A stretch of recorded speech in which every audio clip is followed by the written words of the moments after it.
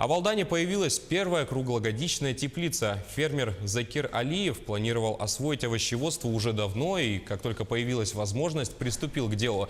Первую рассаду в теплицу хозяин высадил уже в марте и через несколько недель рассчитывает снять первый урожай.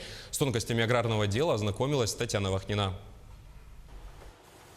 Кинза, петрушка и салат наливаются сочной зеленью. Недели через 3 поспеет первый урожай огурцов. Рассаду в коробы фермер Закир Алиев высадил в марте, а теплицу возвел прошлым летом. Как показала зима, микроклимат здесь вполне подходящий, чтобы выращивать зелень и овощи круглый год.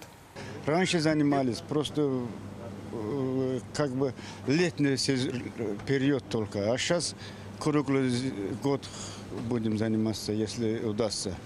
Закир занимается сельским хозяйством без малого 20 лет. В большом хлеву несколько десятков буренок. В противоположном крыле похрюкивают свинки. Один из отсеков занимают любопытные козочки. Часть здания принадлежит овечкам. Все они кормильцы. И не только для большой семьи Закира. Предпочтение мясу и копченостям местного производства отдают многие алданцы-гурманы. Хорошая продукция, нормально все.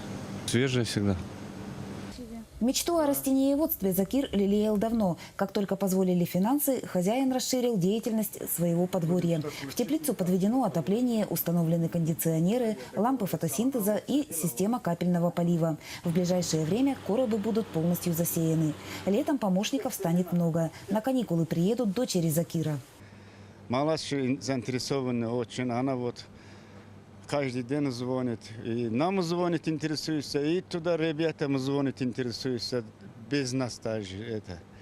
И она хотела, конечно, поступать в сельское хозяйство, поступила другое, говорит, я все равно хозяйством буду заниматься. Овощи и зелень Закир планирует выращивать круглогодично. Ухаживать за растениями будет профессионал. На работу в теплицу фермер пригласил агронома. В мае специалист приступит к делу. Татьяна Вахнина, Сергей Шипачев, Алдан.